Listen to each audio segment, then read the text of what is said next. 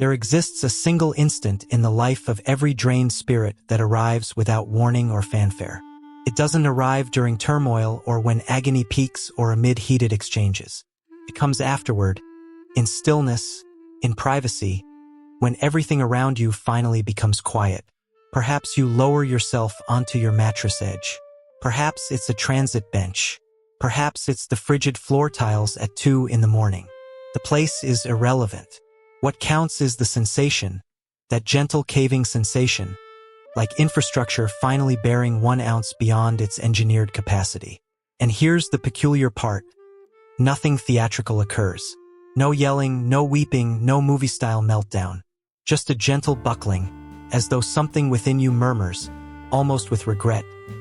I cannot support all of this any longer. Those who haven't endured excessive hardship will entirely overlook it. But those who have, they identify this instant immediately because breakdown for them has never been noisy. It has never been explosive. It has consistently been silent, measured, almost elegant, like consciousness attempting to shield itself from fracturing. It represents the body's hushed request for respite, the autonomic system finally dropping its defenses after years of constant alertness, the heart finally acknowledging that it's weary of maintaining strength in isolation. And yet, concealed inside that instant is an inquiry most individuals never pose. Why does the breakdown of someone who has shouldered excessive weight appear so hushed, so imperceptible, yet so crushingly substantial? That's where our exploration starts. Observers frequently regard someone who has weathered excessive trauma and remark, "You're remarkably composed." Nothing disturbs you, but what they're witnessing isn't composure whatsoever. The silent desensitization, the mind's crisis protocol operating continuously long after the emergency has passed. When the autonomic system experiences prolonged overwhelm, it doesn't detonate. Powers down. It restricts emotional capacity to essential functions. The identical way technology enters conservation mode to prevent overheating. You don't cease experiencing because you've achieved enlightenment.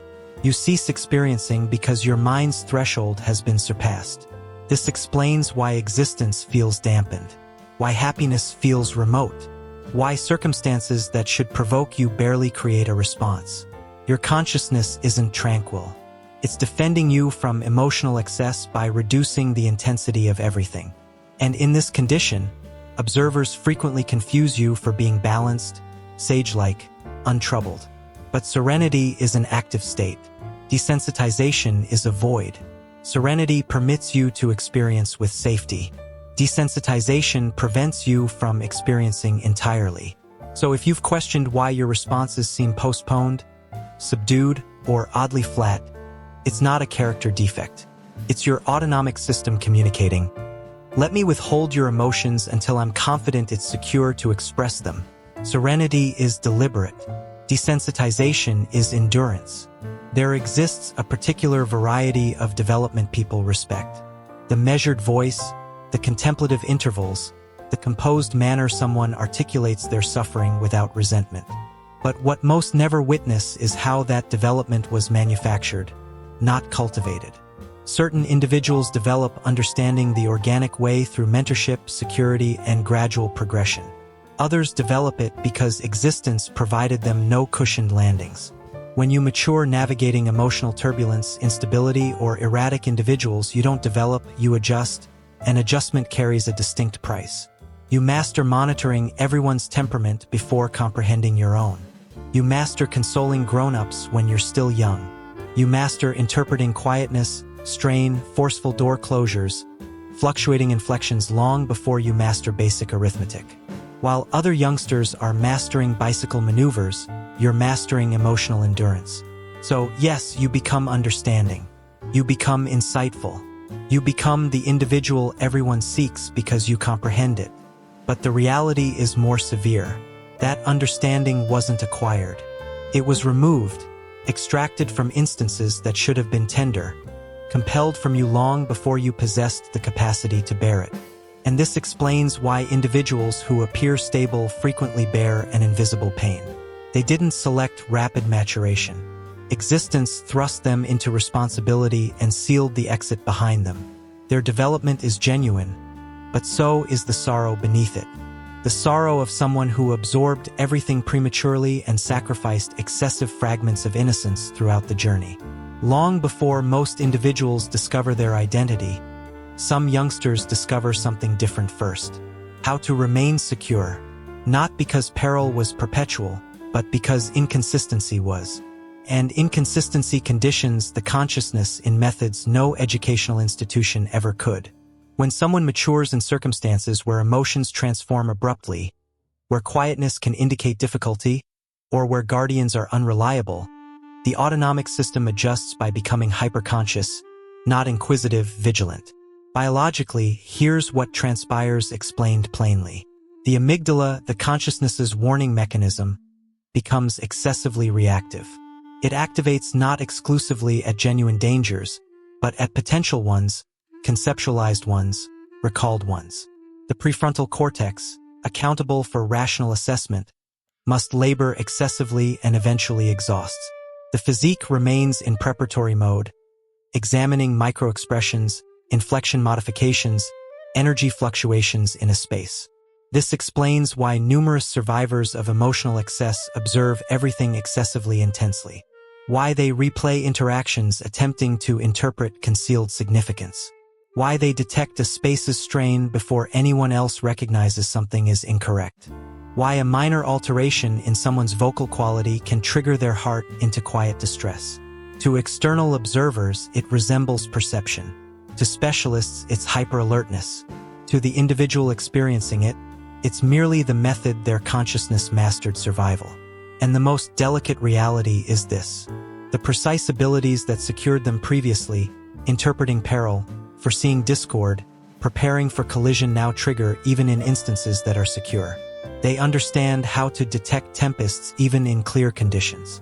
And yet none of this renders them damaged.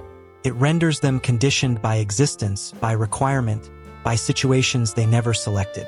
Their consciousness didn't become excessively reactive. It became excessively equipped. A survival achievement constructed under duress, still attempting to determine how to exist in a reality where the danger is no longer present. Individuals who have weathered excessive hardship bear a collection of abilities they never requested. A silent curriculum existence instructed them long before they knew it possessed a designation. Not the variety of abilities you enumerate on employment applications, but the variety that determines how you navigate every space you occupy. They understand how to interpret quietness. Not merely the lack of speech, but the consistency of it. Whether it's substantial, frustrated, agitated, or merely fatigued, they detect atmospheric modifications the method others detect meteorological modifications. A minor reduction in inflection, a transformation in stance, a respiration retained excessively long. Most individuals enter a space and observe furnishings. Survivors enter and observe emotional climate. They understand how to identify strain before a solitary utterance is vocalized. They understand when someone is feigning wellness.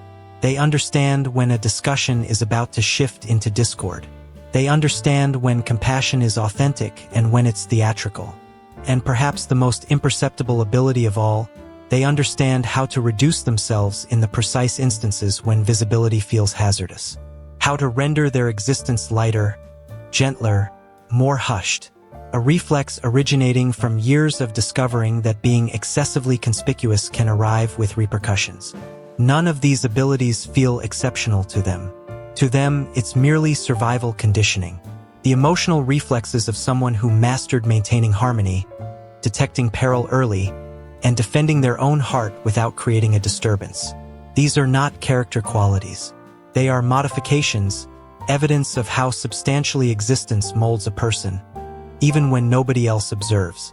Affection is intended to feel comforting, stabilizing, liberating. But for individuals who have shouldered excessive weight for excessive duration, affection frequently feels like a gamble. An attractive one, but still a gamble. Not because they don't desire proximity, but because proximity has traditionally arrived with repercussions. When your initial experiences instructed you that attachment can be erratic, your autonomic system doesn't relax. When someone approaches, it prepares. Some cultivate distancing behaviors. They care profoundly, but separation feels more secure. They retreat not from lack of interest, but from self-defense. Affection becomes something they experience powerfully but communicate carefully. Others cultivate worried behaviors. Their heart detects peril even when affection is reliable.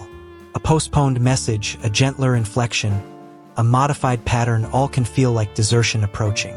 Not because the companion is hazardous, but because the autonomic system has retained instability, and some bear confused attachment, a combination of desire and apprehension.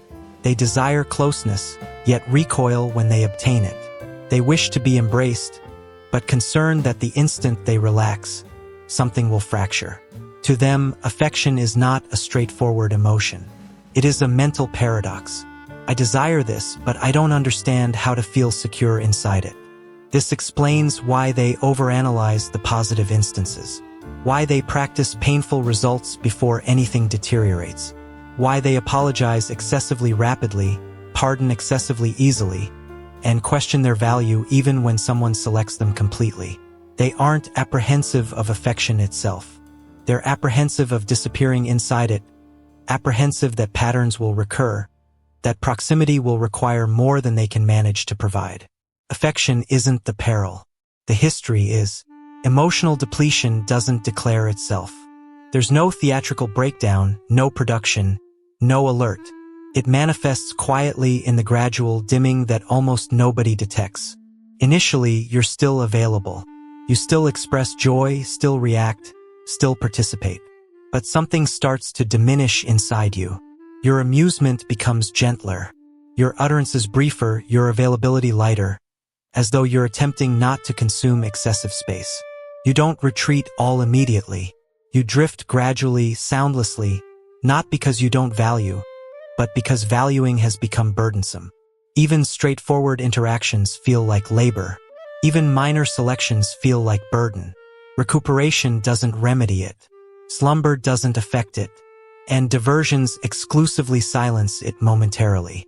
To others, it appears like you're merely occupied or reserved recently. But underneath the exterior, your consciousness is bearing things it has never released. The emotional toil of years remaining powerful, maintaining harmony, interpreting spaces, caring for others while disregarding yourself. So you diminish in the exclusive method. Someone who has been powerful for excessive duration understands how, gradually, inconspicuously, without concerning anyone. And when someone inquires if you're acceptable, you respond, "I'm acceptable," not because it's accurate, but because clarifying the depletion would demand vitality you no longer possess. Emotional depletion isn't the fracture point. It's the separation you establish to endure until you can experience again. There is a variety of sorrow that seldom gets recognized. Not the sorrow of losing someone, but the sorrow of losing yourself. Not all immediately, but gradually, quietly, over years of enduring. Individuals who have weathered excessive hardship frequently bear this imperceptible mourning.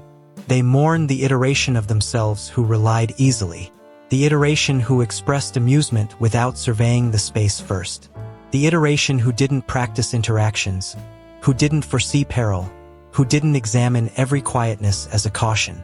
They mourn the self that felt weightless, the self that didn't concern about being excessive or insufficient, the self that navigated through existence without constricting their chest at every ambiguity. And yet, this sorrow almost never gets vocalized aloud. How do you clarify that you long for an iteration of yourself you scarcely recall? How do you inform someone that you're nostalgic for a location that existed exclusively inside your own consciousness? An innocence you didn't completely get to experience. A gentleness you didn't get to preserve. A liberation you discovered about excessively late. This sorrow doesn't fracture you. It molds you. It renders you more hushed, more watchful, more purposeful. It transforms you into someone who treasures harmony because you understand the expense of turbulence. Someone who appreciates secure individuals because hazardous ones instructed you how substantially it damages. And here is the most human reality of all. Recovery isn't merely about becoming someone different. It is also about mourning the selves you had to abandon, the selves who defended you even when the reality didn't.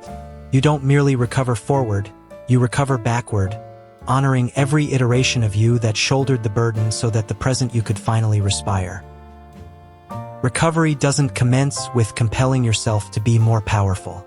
It commences with comprehending that your consciousness has been in endurance mode for far more extended than it was ever intended to be. Endurance mode is exceptional. It defends you, refines you, equips you, but it is not intended to be a perpetual residence.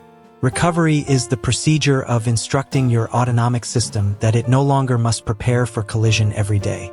The initial phase is consciousness, not criticism, not accusation, just observing. Observing when your chest constricts after a benign message. Observing when you practice results that haven't occurred. Observing when your physique responds before your consciousness comprehends why. Consciousness transforms unconscious endurance behaviors into something you can gradually collaborate with. The second phase is stabilization, mastering to soothe the endurance consciousness through the physique, not the mind. Because the mind can comprehend security long before the autonomic system accepts it. This is where anchoring, deliberate respiration, physical exercises, ambulation, extending, and even positioning a hand on your chest become effective instruments. Stabilization is not unwinding. It's instructing your physique to return from the threshold. The third phase is restoration, providing yourself the security, confirmation, and emotional authorization you never reliably obtained. Informing yourself you're permitted to recuperate. You're permitted to possess requirements. You're permitted to experience without acquiring it. Restoration reconfigures the conviction that you must be powerful to be valued. The fourth phase is constructing beneficial attachments gradually, purposefully with individuals who feel secure rather than recognizable. Your endurance consciousness mastered relationships through danger and instability. Recovery instructs it to encounter relationships through reliability and consideration. It's not about relying instantly. It's about mastering that reliance can be incremental. And the most optimistic reality is this: your consciousness is not fixed. Neurological adaptability means it can adjust again. This occasion not for endurance, but for harmony. Not to prepare, but to respire. Not to tolerate, but to finally exist. There arrives an instant, hushed, almost unremarkable, when you start to recognize that everything you endured has molded you into someone with exceptional profundity. Not because your existence was gentle, but because you mastered to traverse tempests that would have shattered others. And without even observing, you became something uncommon. A beacon. A beacon doesn't illuminate because it is flawless. It illuminates because it recalls the obscurity. It understands what it's like to feel displaced, inundated, uncertain of the subsequent move. And that recollection becomes its direction. Individuals who have weathered excessive hardship frequently become that reliable availability for others. The composed voice, the understanding listener, the individual who comprehends without requiring every detail. Your endurance became perception. Your suffering became empathy. Your contemplation became understanding. And now you are mastering something even more substantial, that your existence no longer must be about tolerating. It can be about establishing gentleness, establishing attachment, establishing a future more tender than your history. If this resonated with you, if you felt recognized, comprehended, or less isolated while listening, I'd appreciate if you would engage. Please like this video and explore more content on Psycho 2 Mind. Your narrative might be the illumination someone else has been pursuing.